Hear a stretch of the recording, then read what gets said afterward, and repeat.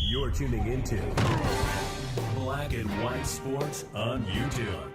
The no-holds-barred truth on sports. The main event starts. All right, Black and White Sports supporters, let's talk about the ongoing nuclear fallout. It's funny. Somebody said yesterday when they saw the foul the other day and everything that went on initially, they thought, "Oh, this might not go so well." My first thought was, "Oh hell, here we go." I literally said out loud in a room where I'm the only one watching, me and my two dogs, "Oh, this is about to go nuclear." I knew this was going to absolutely explode across social media, and I'm talking about, of course, the foul, the take foul, the common foul by way of Caitlin Clark. I'll give the guys on Gilbert Arenas' podcast credit. They flat ass tell Sheryl, this ain't no damn flagrant foul. This ain't no damn flagrant foul. Good on y'all for actually standing up. You knew Sheryl Swoopes was going to add her 2 cents here. She wanted Caitlin Clark to stand in there and keep in mind, Angel Reese is what, 6'4", Caitlin Clark's 6 foot. And and she's got a problem with the fact that Aliyah Boston grabbed Angel Reese. Well, Caitlin Clark's walking away. Why the hell are you going to grab her? Sheryl Swoopes is she can't help it. I mean, she got so much hate in her heart for this 6 foot white girl that's playing in the league, dominating everything. And I don't know who it was. I think it was Boston Radio. Boston Radio was talking about this morning. And they talked about the double-double record, the 20 points, the 10 assists record that Caitlin Clark is already tied for second on all time, and the record is 10. She may tie that tonight in 42 games, whereas Diana Taurasi had 556 games. Vandersloot, I think, got over 400 games. It's ridiculous. She just so far, that's why people will say she's better than A'ja Wilson, because there's certain things that you already see that is just ridiculous, and she's crushing records. So just about this is SI. Who did this? Is this Grant Young? Okay, I thought maybe it was Robin Lundberg. Just about every single analyst and pundit in the basketball community has been rifling off takes regarding Caitlin Clark's flagrant foul on Angel Reese during the May 17th game between the Indiana Fever and Chicago Sky. Not only was the foul itself noteworthy, it really wasn't. I mean, there's people out there trying to claim some kind of random different angle showed up, and I watched that over and over again, the original angle and then this new angle. I'm not entirely sure this new angle I'm seeing is not AI, to be real, because Caitlin Clark did not push Angel Reese. And this new angle tries to sort of just come right out and try to visually, and that's something we're got to watch out for now, is that's actually going to happen. You're going to have people that's going to manipulate highlights for the sake of an argument.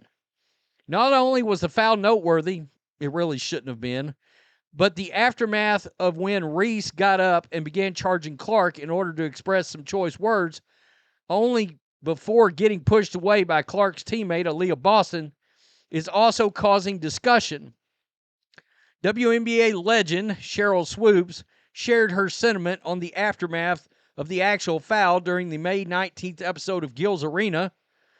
And she goes on to say, quote, "I don't have an issue with the foul. I thought it was a hard foul. Yep, I thought the refs got it right. They didn't. My issue wasn't even with the foul.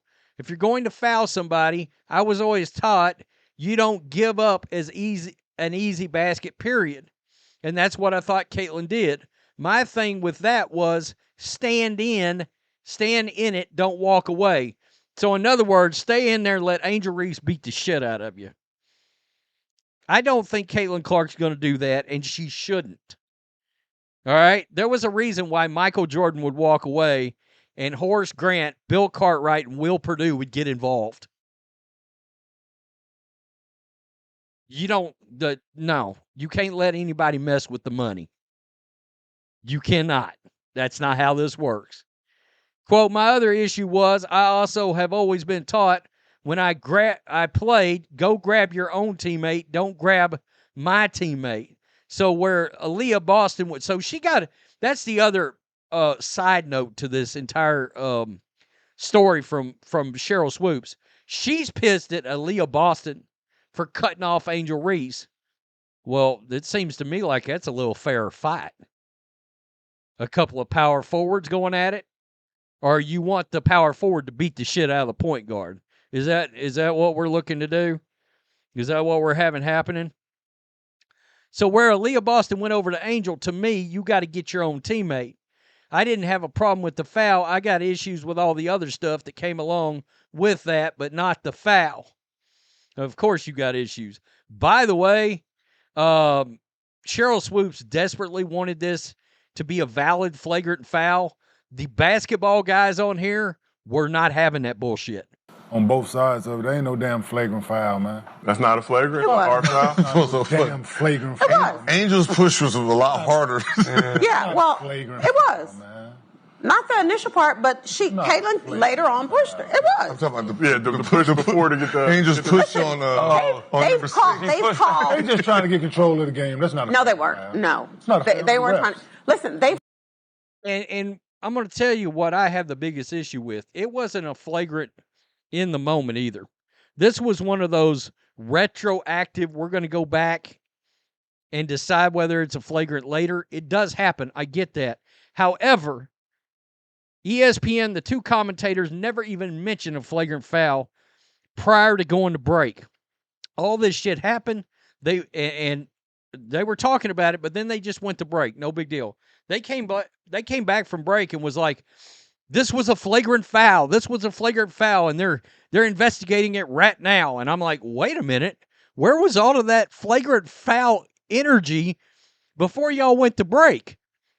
So, and that's the problem here. I mean, ESPN is partially ABC, ESPN, that crew.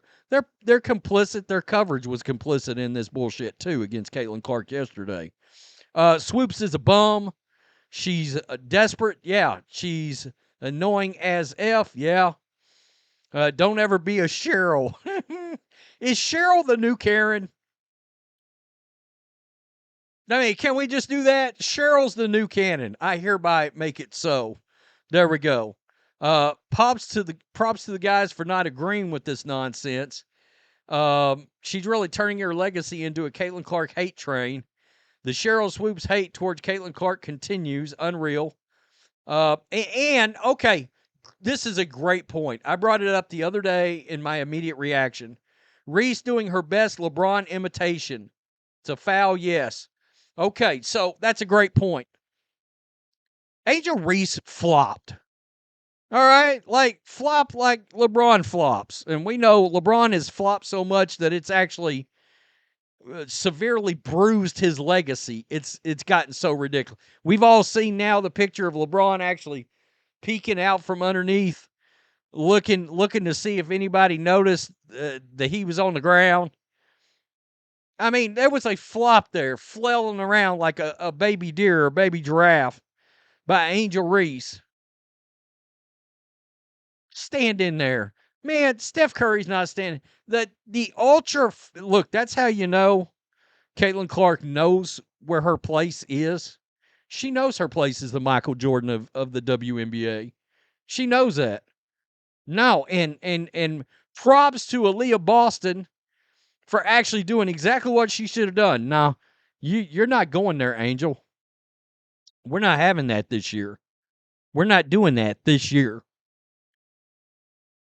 Swear, Sheryl Swoopes is such a hater. It's unbelievable. I mean, she's wow. I thought she was going to try to. She made some comments a couple of months ago. I did a video on it where she had acted like she was changing her tune. And I told you guys then, it's not going to last. Here we are. Her precious Angel Tell me what you think. Peace. I'm out. Till next time. Thanks for watching the show. Be sure to like, comment, and subscribe. Be sure to tune in next time on Black and White Sports.